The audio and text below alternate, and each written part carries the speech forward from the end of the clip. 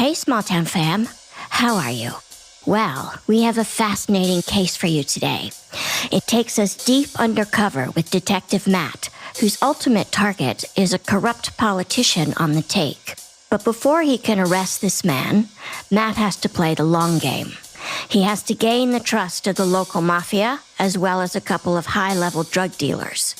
It's dangerous work, and while it's no surprise the bad guys don't want Matt to succeed, it's quite a surprise that some of the so-called good guys don't want him to succeed either. Please settle in for Politically Incorrect.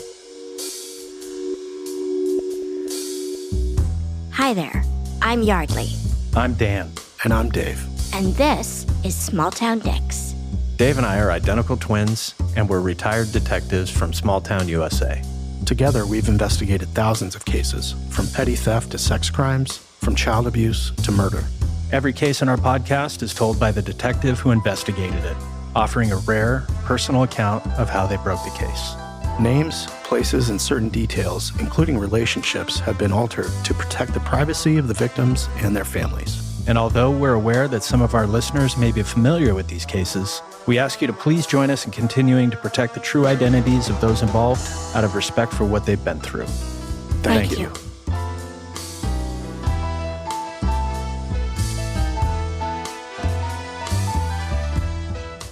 Today on Small Town Dicks, we have the usual suspects. We have Detective Dan. Hello, everyone. Hello. And we have Detective Dave. I am back. I'm so glad to see you. It's always good to have you both. And, small town fam, we are so pleased to welcome two new guests to the podcast. We have retired Lieutenant Blake. Hi, everybody. How are you? I'm doing fine. Thank you so much for joining us. And we have Detective Matt. Hello, everyone. It's great to have you both. We're always grateful because our guests just donate their time to bring us these stories. We really appreciate it. So, Matt, I know this case starts with you, so I'm just going to hand it over. All right.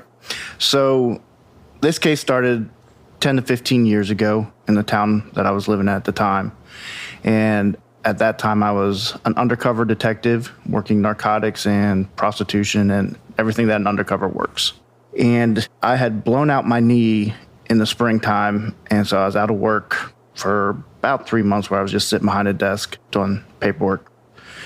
And so when I finally got to get back out on the street, it's kind of one of those things in narcotics, you learn really quick that it's feast or famine, that you got to have sources and you got to get them quick, or you're not going anywhere and you're not doing anything. And also clarify, when I say sources, I'm talking about informants, people that will do drug buys for us or tell us who to buy drugs for or introduce us to drug dealers. And are you saying that those relationships, when you say feast or famine, they're very transient? So if you don't continue to use somebody, they might disappear or they might change their mind. Is that what you're referring to? Absolutely. So you learn really quick that there's pretty much two main types of informants that you deal with. People trying to work off charges that, have gotten hit up for whatever, and they really don't want to go to jail, so they decide to play for Team America. And the other type are the informants that just want money, that they know they can make a little bit extra doing this, and they want to go with that. If you're lucky, you can kind of keep the money ones around for a little while, but especially the ones that are working off charges, like when I get hurt, obviously I got to pedal them off to somebody else because you have a certain amount of time before they got to go to court and they have to handle their stuff. So to be fair to everybody, you give them to someone else to work. And then the other problem is with your money ones, if they rely at all on that money or if they're greedy, they're not going to wait for you. They're going to move on. Meaning these informants will move on to another agency and inform for them. Yes, exactly. And it's funny because we'll compete with every other agency. You have, your local police departments competing with each other and then the FBI, the DEA, Homeland Security. So basically the highest bidder. It can get that way, yes. And you'll learn your local agencies do not pay nearly as much as the feds. Well, sure. Hopefully no informants are listening to this where that's going to come back and on. So, long story short, after the injury, I've got to start doing something to get informants back. And I remembered right before I got hurt that I had just bought a little bit of cocaine from a stripper. And I was like, well, all right, I still got that number. Let's see if it works. So I called her and she said, oh, yeah, I can supply you. So I bought what was called an 8-ball. It's like 3.5 grams of powder cocaine. I buy that from her. And I remember she was connected to another individual, a subject named Mark, and he was a good target. We knew that he supplied all the clubs in my town and was a heavy hitter. So I was like, all right, she could be valuable. So I talked to her and asked if it would be possible to buy more. I used a ruse that the 8-ball was for my sister. I told her basically that I was a billionaire. That turned out to be a mistake. Well, it paid off, but it was also a huge mistake. One thing that Lieutenant can definitely touch on is in narcotics, obviously the work is very serious, very hard. We take it very serious, but we also like to joke around a lot and sometimes even, for lack of a better word, push the envelope. And this was more for fun, telling her I was a billionaire. Probably in retrospect shouldn't have done it, but it paid off. Does the stripper have a name? Cindy. So I get to talking to her, and basically the first buy goes down in my car in a parking lot. And we talk for a minute, and then we have a couple conversations on the phone, and I tell her about wanting to buy a more significant quality 1 to 2 ounces, and that I'd like to get together with her and talk about it, which we call a yak. And all a yak is a meeting. Usually you eat, go somewhere, and you discuss what the price is going to be, get a little more comfortable with each other so that nobody thinks they're going to get, robbed, ripped off, anything like that.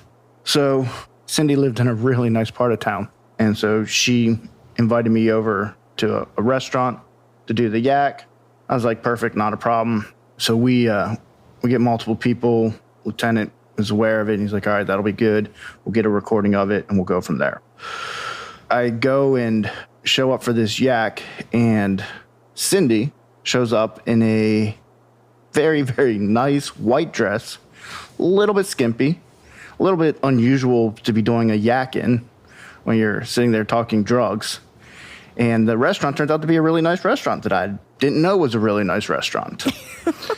So, of course, I have my phone with me while we're there and try to get the conversation about drugs, and we get a little bit that, oh, yeah, absolutely. I'll talk to my person and we can get you what you need. It won't be a problem. But she keeps diverting away from wanting to talk about drugs and wants to know more and more about me and talk about my life. And, of course, everybody's listening to this because I'm mic'd up. And it takes maybe halfway through the dinner before my phone is nonstop. You're on a date. You're on a date. You're using... From all your colleagues? Yes, exactly. So after I was able to get myself away from the dinner and then answer numerous phone calls after the meal, Cindy called me back a little while later and was like, hey, we're good to go. I've got someone that's going to bring it to me. I'm working at a local establishment uptown. Not a strip club on this, though. She was working at another place at the time. She's like, can you drop me off the money and then they're going to come and bring me, I can't remember for sure, but I believe it was an ounce for the first one. Blake, do you remember? It was a trafficking amount, a small amount. And one thing in narcotics cases, we don't necessarily want to float the money to begin with.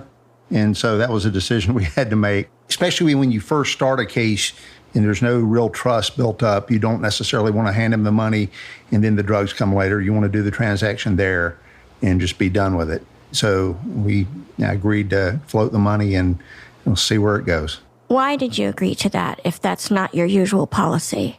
Basically, it was clear that Cindy was really into Matt. And I just felt that she probably had some good connections.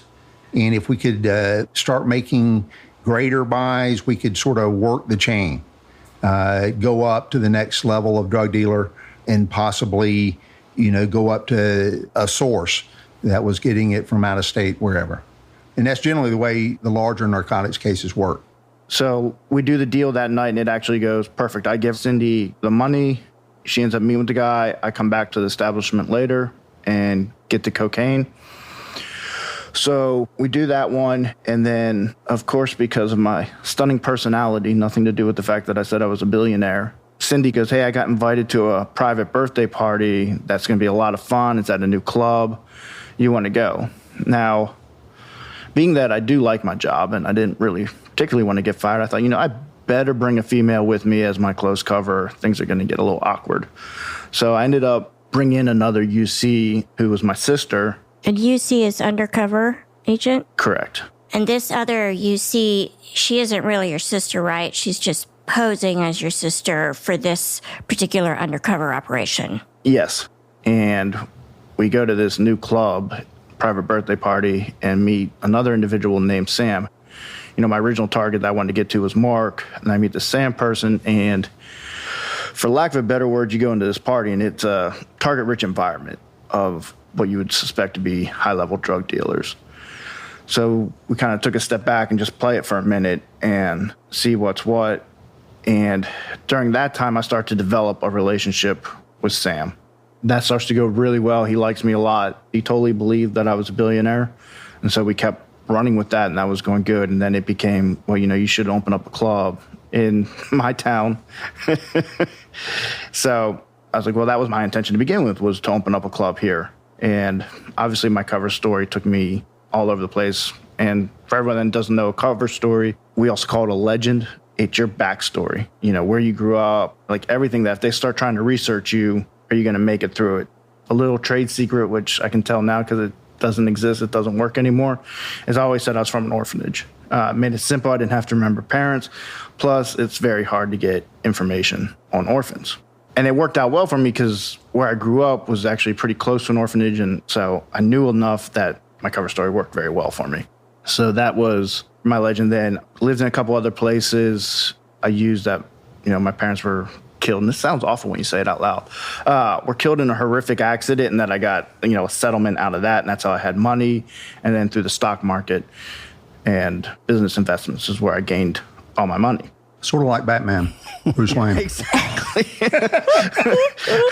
Do people like Sam and Mark actually try to trace that story, like trace your money, figure out if you have those bank accounts, etc.? So, yes, they will trace it. Luckily, at this point, I was winning them over on personality, I guess, that they weren't asking for anything yet. We weren't talking about anything that they were concerned about. Like with Sam, we had never even talked about drugs at this point. It was all friendship talk, all, you know, start a business here, this and that.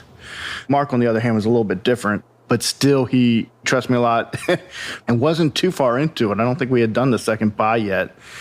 Mark hits me up and is like, hey, come help me move.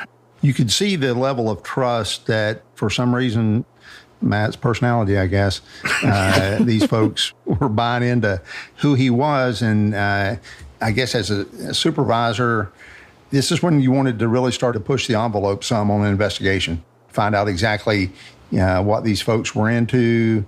And again, we were assuming it was cocaine trafficking and how deep we could go into it. And Matt was doing a good job, and I just gave him the ball and let him run with it.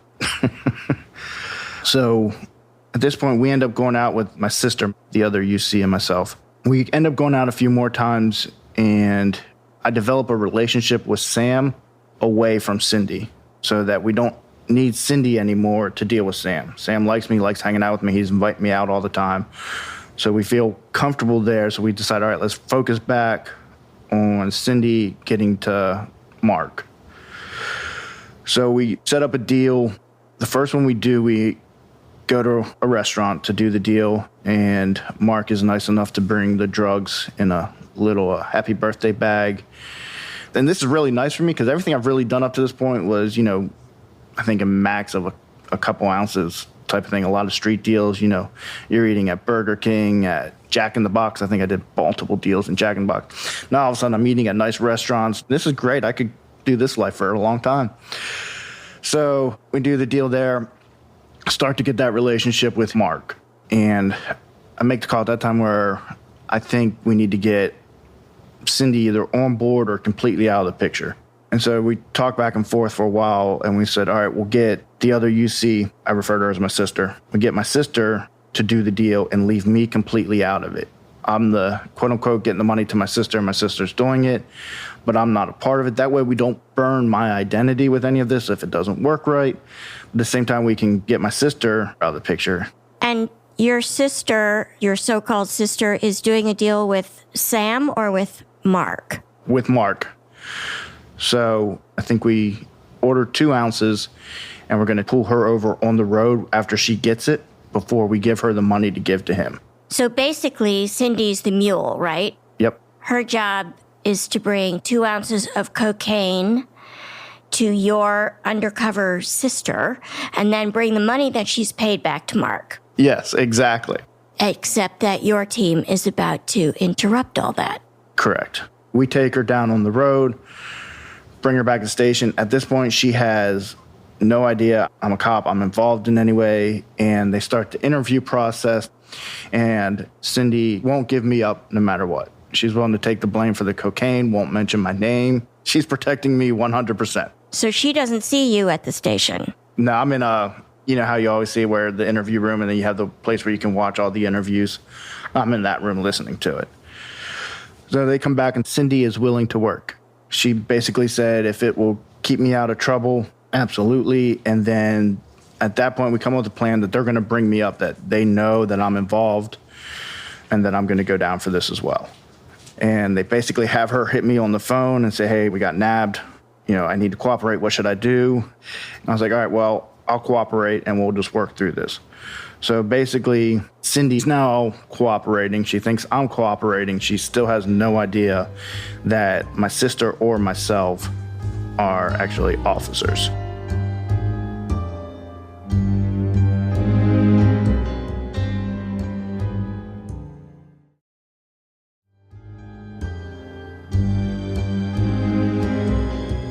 So we go to the clubs a few times with Cindy as a cooperator, trying to get a couple more ins and get in better with Mark. And Cindy is extremely hard to control in the club. She is getting drunk, trying to flirt with every guy in there, like just all over the place, and just not a healthy situation for us at all. So we made the call that, all right, this isn't going to work. We just need to get her pretty much out of the picture and lessen Cindy's role in this plan.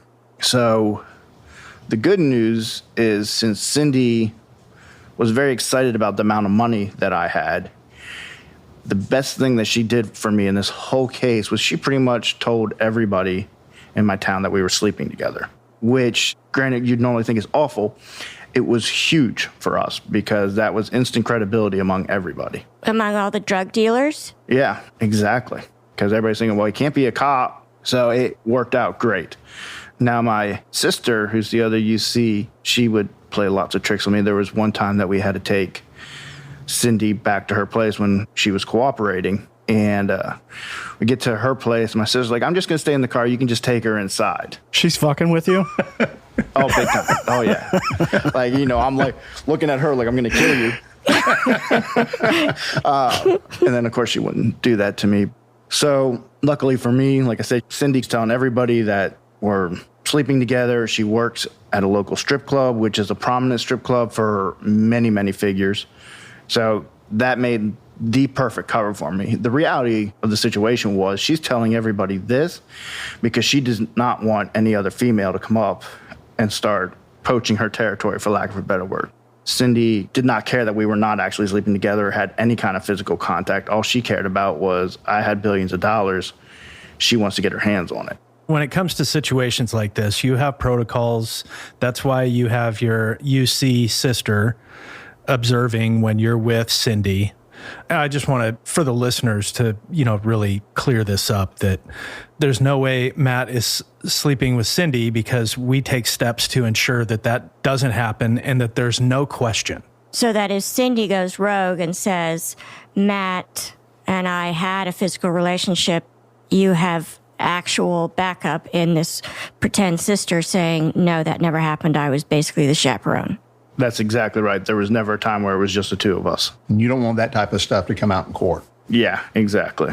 Yeah. That's why you have the protocols. That makes sense. So you were spending a lot of time at this strip club that Cindy worked at.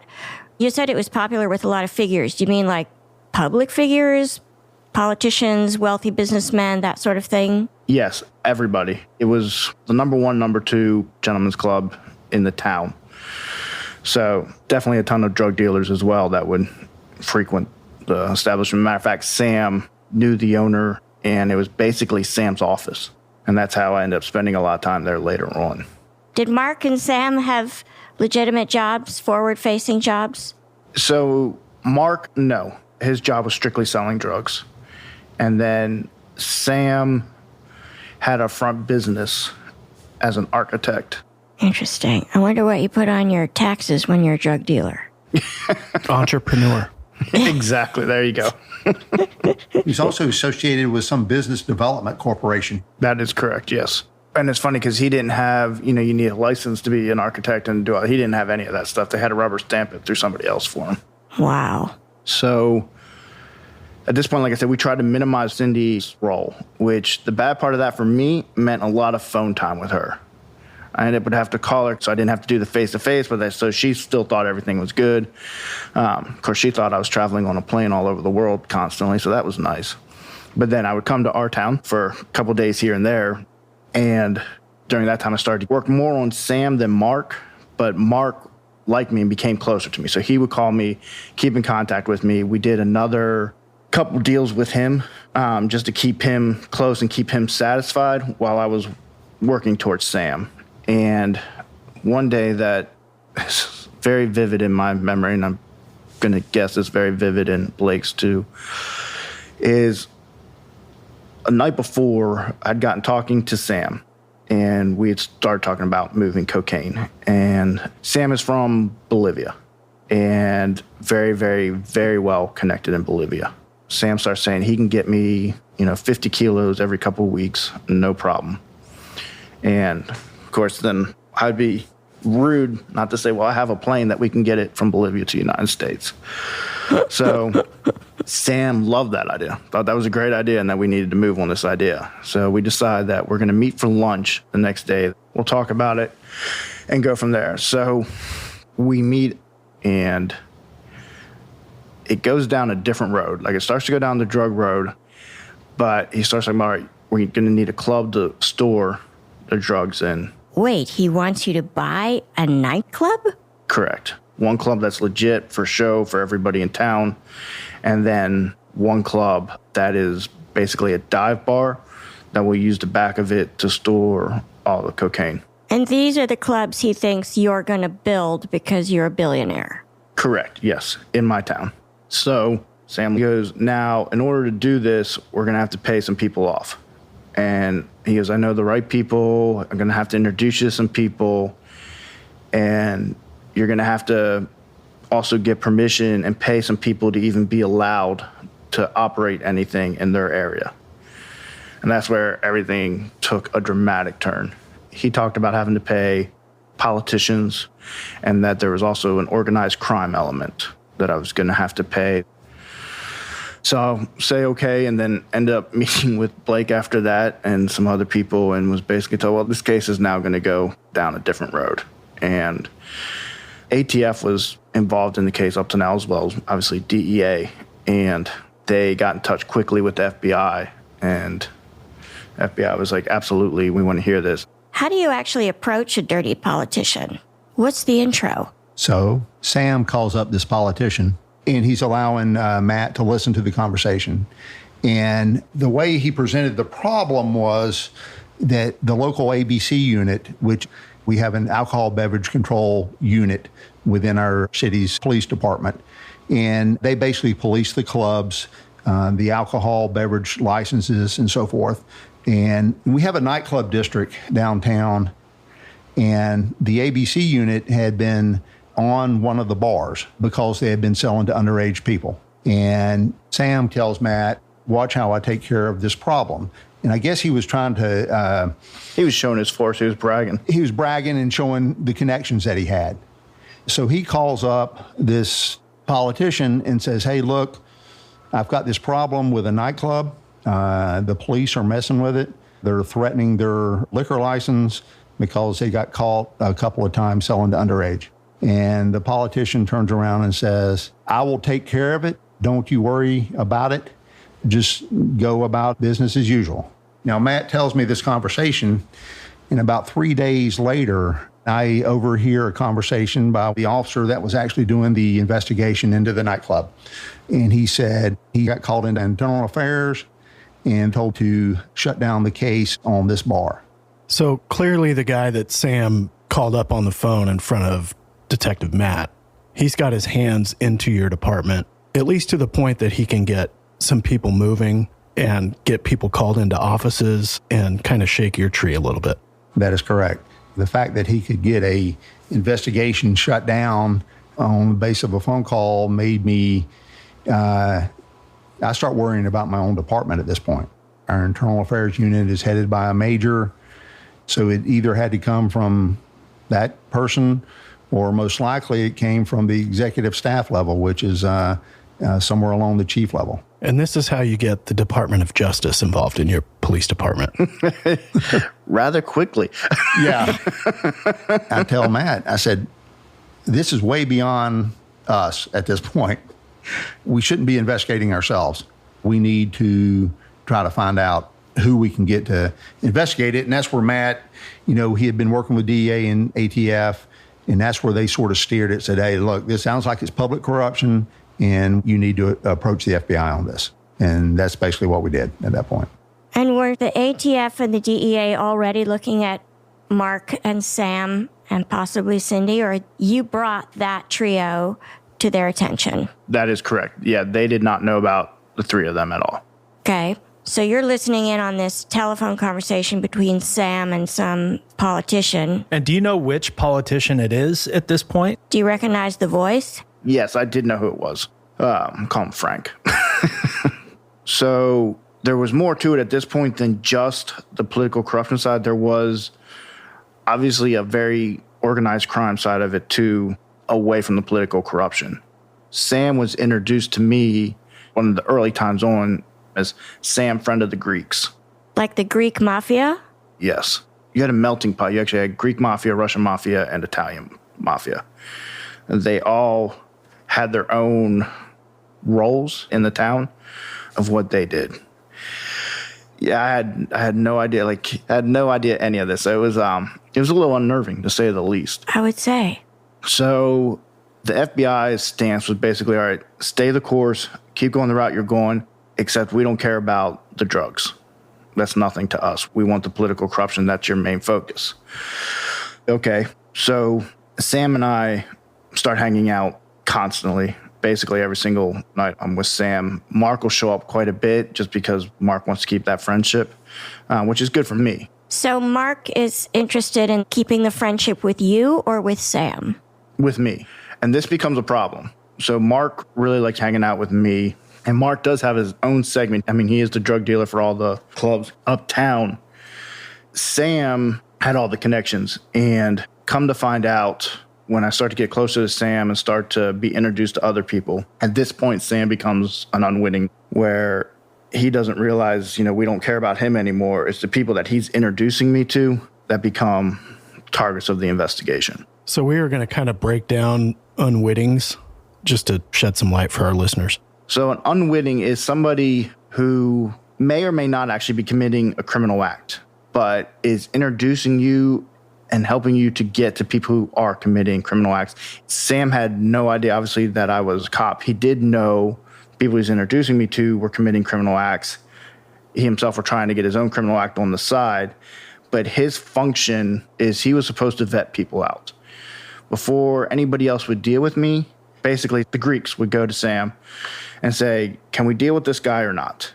And it was Sam's job ahead of time to make sure that I wasn't the police, that I wasn't a fraud, anything like that. And I remember at one point, Sam demanded a $10,000 payment. Just basically, this is your fee to play the game. He's demanding that from Matt? Yes. Initiation fee. Exactly. And as a supervisor, with city funds, you're looking at, oh my God. And this was right before we took it to the FBI. We actually used $10,000 of city funds, and I was sort of on the line for that, to further the investigation. It came out of the undercover fund that all narcotics units have. But you're a sergeant at the time, and you've got to convince your lieutenant or somebody above you, hey, I've got a little investment we need to make in this case. I promise it'll be okay, but we want to join the criminal country club here, and this is what the cost is. It gets more tricky for Blake on this one because he can't talk about it because of what we talked about earlier. Obviously, there are cracks in our department. So if he talks about it and goes into specifics, we're doomed before we even start. You could have a leak. Yeah. Right. So he has to walk a very tight line. And we had no idea where the leak was. At the time, I felt that I could not go directly to my captain and say, hey, this is what's going on, because we had a fairly new chief in at this point, and, people are looking to get promoted, and I did not want this person running to the chief saying, hey, look what we've got, look what we've got. So basically, we were able to use $10,000 to pay the fee to get in the club, and I was basically able to keep it hush-hush for quite a while. Which is amazing. Yeah.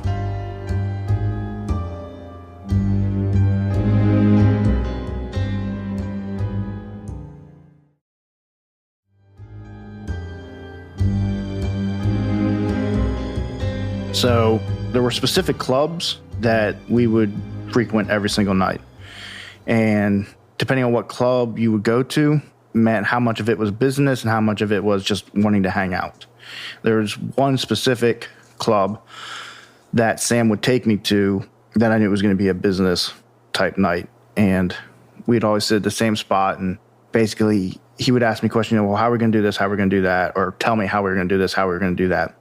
There was a specific night that Sam takes me to the club, and female named Brittany was the host of the club at the time. And we go up and see her. We both know her. I know how the game rolls, that we get to go sit wherever we want, and we're fine. We get there, and she goes, your seats are ready.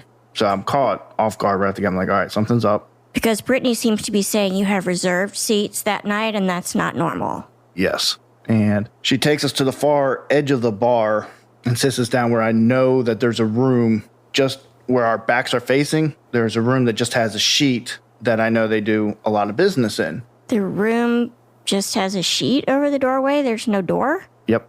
So I'm like, all right, this is interesting. And the whole time, Sam's getting texts on his phone. And he's usually very wide open. He doesn't try to hide the text. They're out on the table. I can see him. We have that level of trust. Prior to this, he had introduced me to his family. I'd hung out at his house. I'd eaten dinner with he and his family before. So there was a huge level of trust between the two of us. So we sit there, and Sam also has a tendency to drink quite a bit. I would wager my salary that he is an alcoholic, but he's not drinking a lot this night. He's paying very, very close attention to what he's drinking, which is very not normal for him. So we have a cigar there, we're hanging out, and he's getting texts, and he's not saying anything. I was like, what's going on? He's like, nothing, I'm just waiting on some stuff. And he asked me a couple stupid questions, like, where'd you say you grew up again? Stuff that just wasn't that enough. So I was like, all right, this is a dangerous road we're on right now. And the FBI had not been involved for very long, but thank goodness, because this is where they had to backstop stuff in a huge hurry. What's backstop?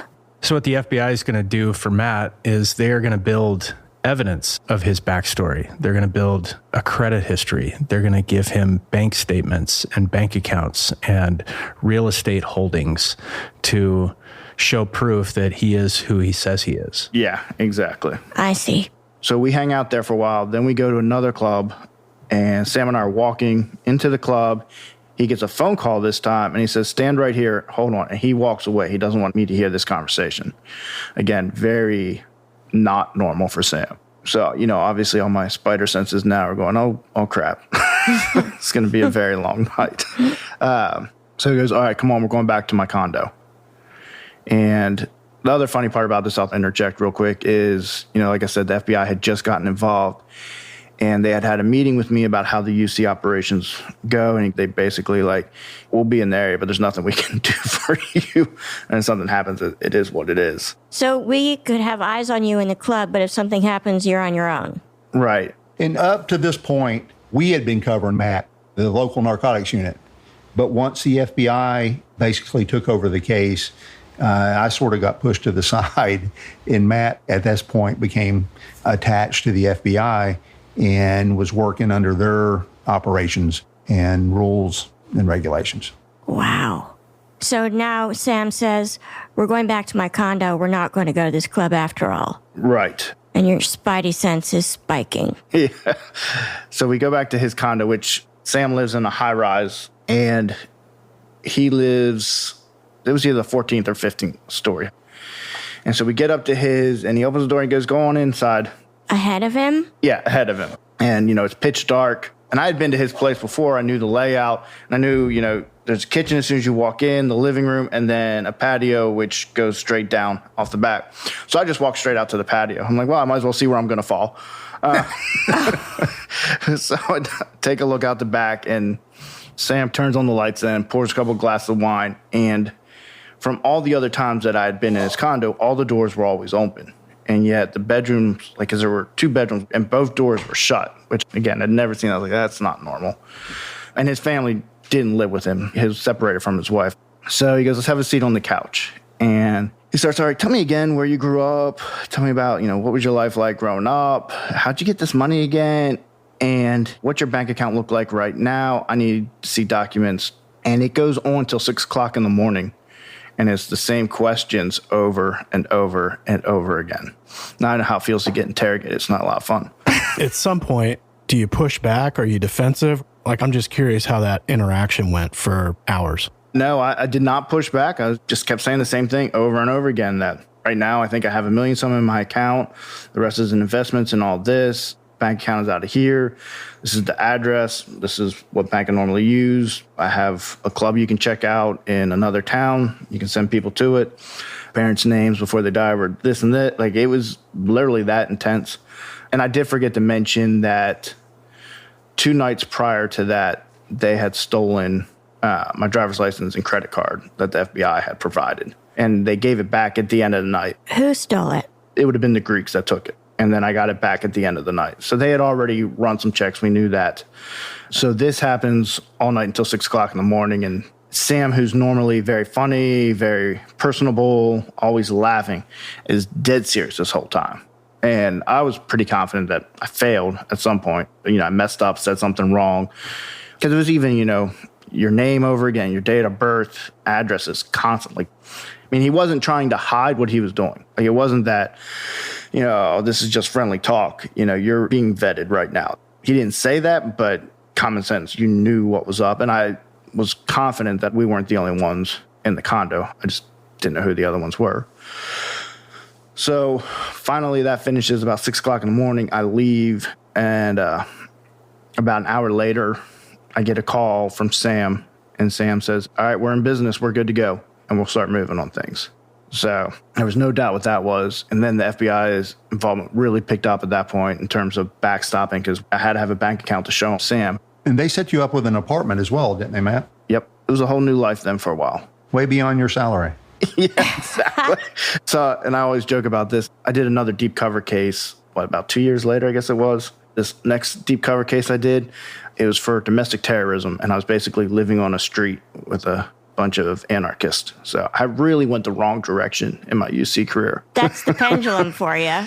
Yeah, exactly. There was one night I was literally sleeping on the street, and one of the anarchists was playing club music on this little thing he brought out there, and they were playing a song that I would hear all the time in the club. And all I could think about is, how did this happen? How did I go from the club to on the street listening to this?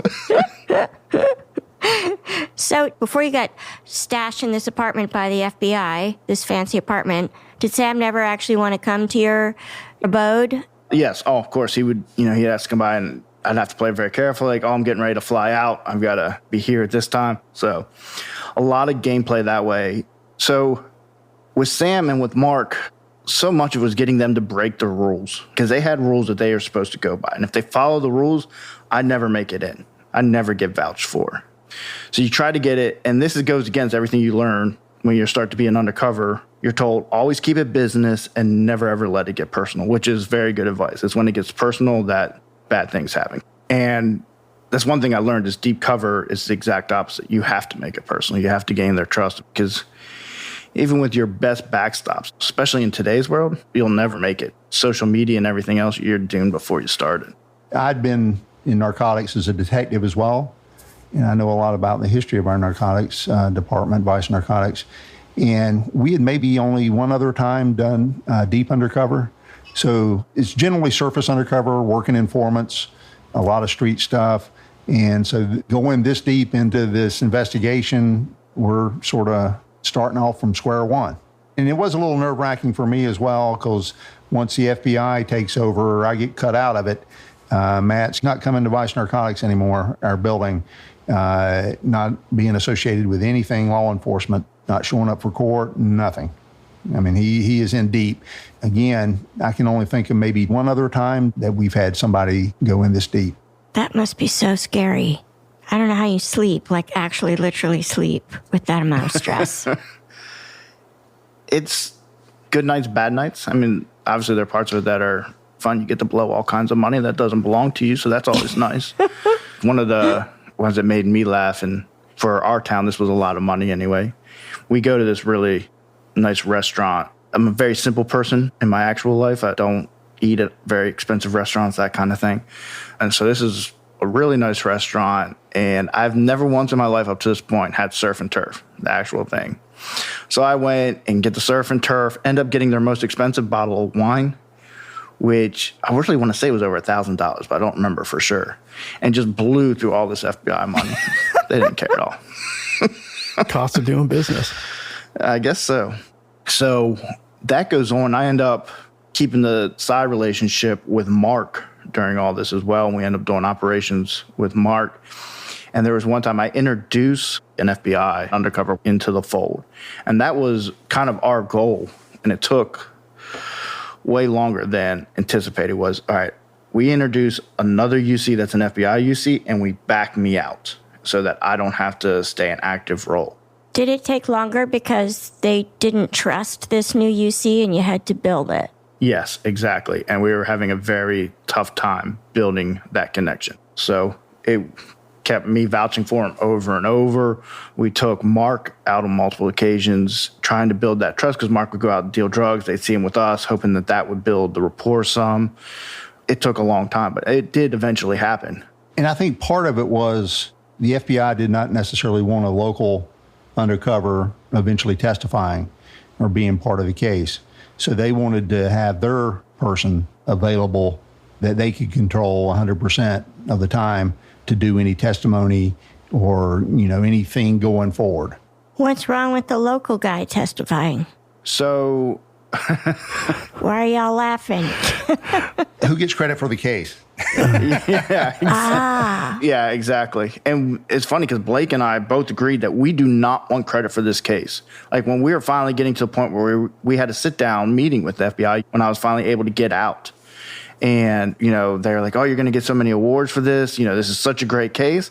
And I was like, that can't happen. Unless I have to testify, unless there's no way out of it, no one ever needs to know that I was a part of this case, because it did. It branched right back into my department, and not everybody goes to jail. That's how these things work. And I knew that if people found out that this was me, it was going to be haunting. So you feared for your safety if you got those awards? Yeah, like if there was any recognition that this was me, and I'll get back into that because obviously things don't always go as planned. So anyway, while we're working on getting the FBI UC involved, we did a lot more hang out with Mark, and I ended up getting called in at one point to meet with Sam and the Greeks, and I could tell that I was in trouble. Like they were super angry with me. And I said, if you want to open up clubs in this town and operate and do things in this town, you are not going to hang out with that drug dealer scumbag. Who, Mark? Yes. They were livid that I was going down that road, and that my clubs would never get established if I continued to hang out with him. So that was an element that we did not really expect, but they looked at that as they had their business going on. Anything like that just draws attention to them and gets them in trouble, and they weren't going to have it. Apparently, Sam was already in a little bit of hot water. Sam had bad habits. He definitely liked prostitutes, and I told you he liked alcohol. So he was at that point in the time, he was starting to get himself in trouble with them. The Greeks, they didn't deal in drugs or prostitutes. What was their supposed business, and did they have a legitimate forward-facing business? So they had pretty much every single club uptown, and then if that wasn't their club, like that $10,000 that I had to pay, I know some of that went to them. So they would get money from all the clubs. I remember a story about there was an independent bar that opened up in their area, and they basically shut it down. The bar would have trouble with the liquor license. Basically, it became impossible for it to function. They were also big into gambling. There was a number of underground gambling locations. I remember hitting at least 2 of them, and they were always Greek controlled. Yeah, and they still did the same thing. They would do it in hotel rooms where it was a $50,000 buy-in, and it was Texas Hold'em. And they're laundering the money using the businesses that they have. 100%. Yes. Yeah. And now that you've got the FBI involved, they're not so interested in the drugs, as you had said, but they are seriously trying to track down who this politician is that has his hands into law enforcement and the other side of the law. That's exactly right. So that's when the bribes start coming into play. I need this permit expedited. So, $5,000, let's make this happen. And that's how that all came about. And so there were a couple people, and again, as a UC, you don't get to know every part of the case. And that's a good thing, because I don't want to know more information on what you're supposed to have, because then I can blow it out there when I'm dealing with them, that I'm not supposed to know something, and I do because they gave me that information. And then it messes everything up. And plus, your job is to do the UC. Your job is to make sure that you get the elements of a crime that they tell you need. Are you wired every time you're out with these guys? No, I'd say probably average about 70% of the time. Now, keep in mind, too, and I won't go into what equipment we used, I was searched every single time. Once I got very close to Sam would always take me to the strip club, and then they always used the girls to make sure you weren't. Like that was some kind of covert way of searching you, please. Right. Oh, wow. It's got to be stressful. I mean, that type of anxiety that you're constantly trying to avoid being detected. I couldn't do it. There's no way. I wouldn't be able to sleep. So I'll be honest, it becomes very addictive. Like, I guess for lack of a better word, almost like the adrenaline junkie in some senses, where you like that constantly, where it's a constant chess match. You're trying to keep that going, and it's challenging, and it's in a sick way fun, I guess. Wow.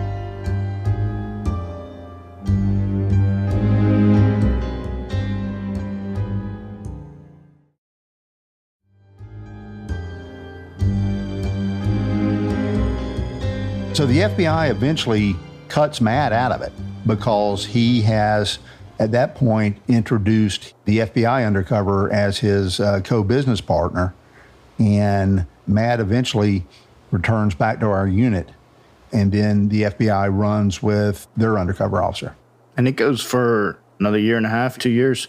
There was very little communication during that time. There'd be phone calls or like quick meets where they had a question that they needed to answer, or they either needed me to talk to somebody or vouch for something. The FBI needed this intel? Yes. Were Sam and Mark still reaching out to you? Yes. Yeah. So Mark reached out and then hit me up one time and said, hey, I'm going to Brazil looking for a new line of cocaine suppliers. And I even had a good conscience. This one said, Mark, I don't think this is a good idea. Bad things are going to happen if you go there, because it's just not a safe place.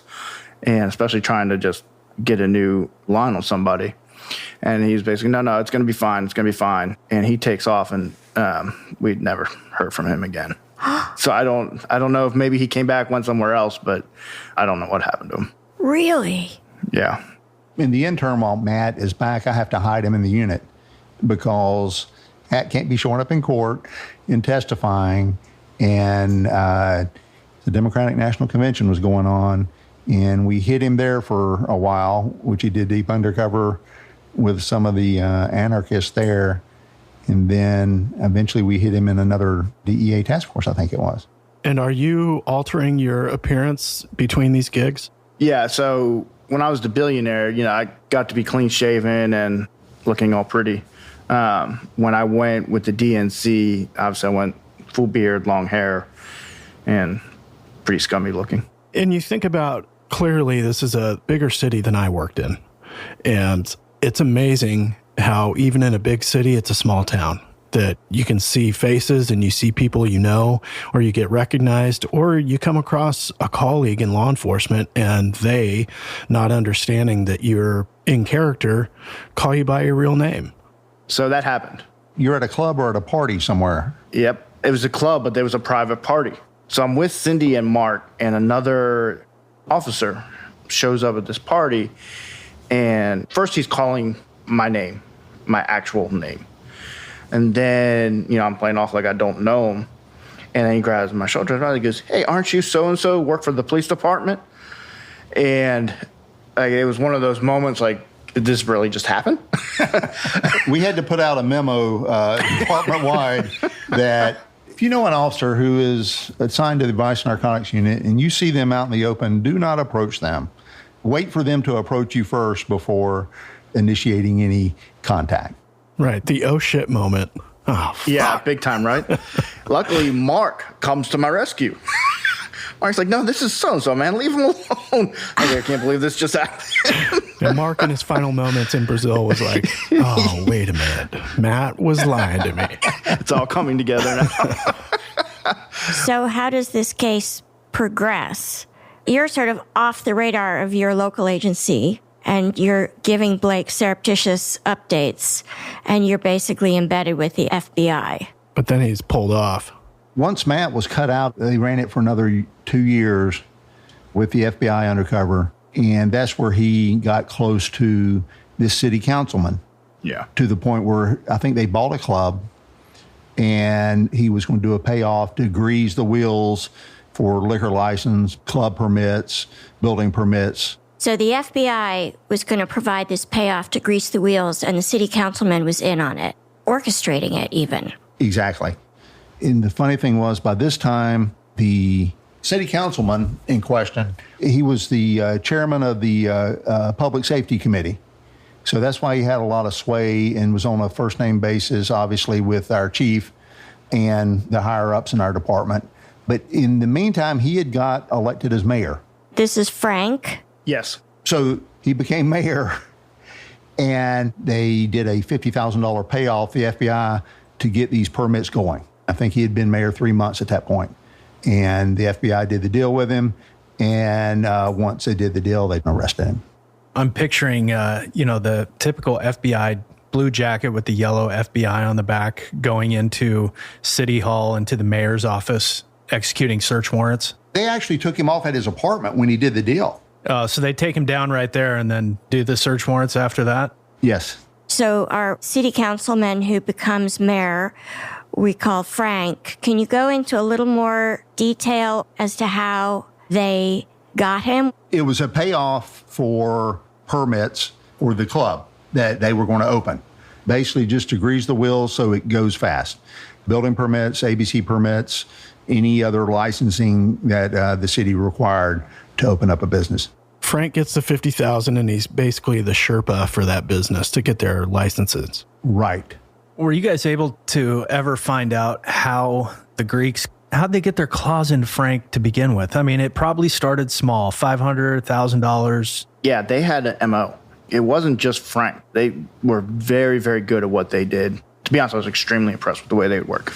It was kind of a small favor type thing and something that seems inconsequential that they could turn into a big deal. Like, start with this, like I'll use law enforcement because that's the easiest one.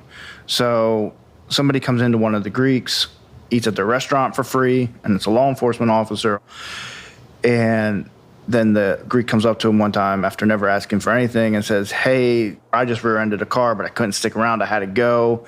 I got the license plate. Can you just give me their information so that I can make sure I pay them? Where it seems harmless, like you're doing the right thing, like, oh, okay.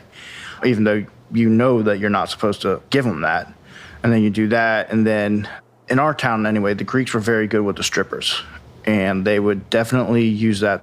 And they would put them all over everybody, pretty much. And that was another way that they would go about getting dirt. But, start little and then they'd work their way up until they had them on the hook where they could ask them to do anything. So they let you eat for free, and or they intentionally put you in a compromising situation with, say, a stripper. But either way, they now have something to hold over you as leverage. Right. Once they got you, they got you. Yeah, they knew what they were doing. And they were very smart about making sure that they have ties in the political system. And I mean, give them credit where credit's due, that to stay out of the drug business, it's going to get hard to get people to complain then, that's for sure. And did the Greeks suffer any consequence once the DEA, ATF, and the ABC, all the letters, were aware that the Greeks were behind greasing the wheels in this way? So the minute the FBI took the case over, all other agencies backed out at that point. And rightfully so, that's normal. That's not anything abnormal when it comes to those kind of cases. As far as my knowledge, whatever the reasons may be, there were a lot of people that walked and a lot of organizations that weren't touched in this. The FBI was solely focused on this political corruption case, and that is all they wanted. And once they had it, they didn't care about anything else. Funny thing is this entertainment center, what finally killed it was COVID. They went bankrupt here this year. Did they really? Yeah. Sorry. You had a lot of good times there. Yeah, no, I'm going to miss it. It was your money, Blake. You should feel like you're part of it. Do you know if the Greeks shifted gears? Once the club business dropped out because of COVID, did the Greeks go, okay, we'll do this instead? There's still numerous restaurants and bars that are still affiliated. And Blake hit the nail on the head. One of their other main things is they do a lot of gambling stuff, and they make good money out of it. They're on top of it. So the FBI told the person from my agency that I had spearheaded this.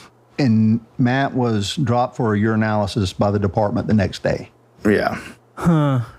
Coincidence? So we found the source of who was pissed off about your work. So because the FBI told this person at the police department who's basically playing both sides of the fence that, Matt, you are responsible for exposing their operation, you now have to pee in a cup for a drug test, I assume. Yep. Just to humiliate you. Yes, exactly. Just so we put this issue to bed, was it a clean UA? Definitely. Absolutely. Right. What's a UA? Urinalysis. He got drug tested. Ah, yes, I see. I just don't want any speculation out there like, oh, he never answered the question. I got that one right away, and that wasn't the last one I got then. It was a pretty regular basis where I was going to go get tested. That just seems a little bit vengeful and punitive. Here's a question for you, Matt. So speaking of drug tests, let's say you're undercover like you were and you're dealing with drug dealers like Mark. How do you avoid doing drugs if they tell you to sample the product as a way, for instance, to make sure that you're not a cop? You've got to be able to think quick. The case where I was a billionaire, honestly, that was one of the easiest ones just because I could use the whole, I'm not going to use my product. I don't do this. I stay clean. I'm just about money. When I was with the anarchists, that was the most creative one. And that that one, it was my shaman said that I should not use drugs. And that gives me a split personality. So that gave me an excuse as to why, because, pretty much everybody smoked weed, and then a large percentage used coke, and then some used heroin. So your shaman saved your life. Exactly, yes. Fascinating. That is very clever. And that type of drug use, or they're asking you to use, is generally more on smaller deals. The big deals and the upper level stuff, it's about money. That's all it's about. Yeah. Stuff you're buying off the street, he may ask you, you need to hit this first before I give it to you. Make sure you're not a cop, because they understand the rules as well. They know we can't use. What do you do in that scenario? I think my number one go-to, Blake, I don't know what yours was. Mine was normally I'd accuse them. So what, you're a cop and you're trying to entrap me? This is a bunch of crap. Throw it right back at them. Either that or, hey, look, they're drug testing me at work tomorrow, so I got to hold off. And you just got to think fast and come up with some bullshit story. And they're trying to make money too. So if you got a good enough story, it'll fly. Yeah. The whole thing that you always hear about, either you put, like, if it's marijuana, that you put it in your mouth and you don't actually inhale, you blow it out, or, no, that's all crap. You can't do that. You can't do that. No. So the cast of characters, Mark is AWOL. Nobody knows where he is. Yep. You had to break up with Sam at some point. How did Sam take that? So Sam and I kept in contact for a while, and then he had gone back to Bolivia. Even then, I got a couple emails from him while he was there. I don't know exactly how things ended there. My guess is that he was told never to come back to the United States by other people, because he's the one who introduced me in. If they put two and two together, then Sam's the one who messed up. What is the largest shipment or container of drugs you've personally witnessed? I'm just curious. So physically involved, I think we did one that was 25 kilos. That's an F ton of drugs. Yeah, oh yeah, big time. And what happened to Cindy? Is she still in your town? I have no idea. That is a great question. When you were then reintroduced to your police agency, did people go like, hey, dude, where you been? Anything like that? There were a bunch of stories thrown out there to kind of keep people not knowing. Like I was told when I got back, somebody came to me and said, I heard you were in South America. Not that I know of. But again, this was a bit of a learning lesson. It was hard coming back in a lot of ways. Definitely when you go away, especially with the FBI, and you're with them and you come back, once everything came out and people knew that I'd started the case and that I'd been in it for so long, obviously there were a lot of people that still did not get arrested. I had several people talk to me and decided that it'd probably be best if try somewhere else for a while. Like pack up and go work at another agency? Yeah, exactly. Were they concerned that you might be targeted by the people who'd been in cahoots with Frank? Yes. Was there any fallout with command staff? Yes, absolutely. I was given a warning by a very high up, who's a friend of mine, like not in a bad way, just that my head was on a chopping block. They were looking at him. Yeah. So Frank still had their ear. Yeah, oh yeah, 100%. That wasn't going to end. Oh, man. It's just terrible. What did our short duration mayor, what kind of sentence did he look at? He should have gotten a lot more than he actually did. When it all came out, he was sentenced to 44 months in federal prison, and I think he served 22. And last week, he just put in his paperwork to run for city council again here in our city. You would think if you were convicted of a felony, I'm assuming this was a felony, that you're ineligible to run again. Especially if it's public corruption. You would think that would be one thing that they look and say, you know what? That's probably not somebody we want in office. Whoever runs against him, if you lose and how much ammo do you need to win an election? Fair point. Right. The campaign ad writes itself. You would think so. You would have to feel pretty bad about yourself if you do lose to him. Did Frank cooperate once he was arrested? No, he did not cooperate. He didn't say a word. What was the public's reaction to this going down? I mean, it was major news, obviously. And a lot of people were extremely angry. You also have a certain percentage saying this is the way business is done at that level. But for the most part, everybody was very outraged. I think there was a lot of disappointment that he did not get as much time as he should have gotten, and he didn't serve as much time as he should have. I believe Frank is rehabilitated. They wouldn't have let him out early if he wasn't. Uh-huh. We'll see how he does this time in office. Yeah, we'll see. I'm guessing I won't be going to UC this time. He just learned in federal prison how to do it better. Yeah. That's what I'm afraid of. Yeah. Well, gentlemen, that is a job well done and gutsy. Thank you, gentlemen. Great work, both of you. Thank you. I appreciate it very much. Thanks for having us. Appreciate it.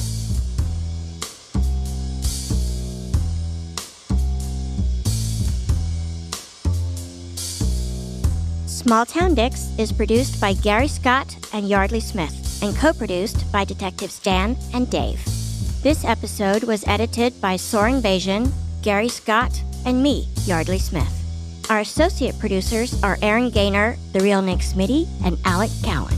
Our music is composed by John Forrest. Our editors extraordinaire are Logan Heftel and Soren Bajan, and our books are cooked and cats wrangled by Ben Cornwell. If you like what you hear and want to stay up to date with the show, visit us on our website at smalltowndicks.com. Small Town Dicks would like to thank SpeechDocs for providing transcripts of this podcast. You can find these transcripts on our episode page at smalltowndicks.com. And for more information about SpeechDocs and their service, please go to speechdocs.com. And join the Small Town fam by following us on Facebook, Instagram, and Twitter at SmallTownDicks. We love hearing from you. And if you support us on Patreon, your subscription will give you access to exclusive content and merchandise that isn't available anywhere else. Go to patreon.com/smalltowndickspodcast. That's right. Your subscription also makes it possible for us to keep going to small towns across the country in search of the finest, rare, true crime cases told, as always, by the detectives who investigated them. So thanks for listening, Small Town fam. Nobody's better than you.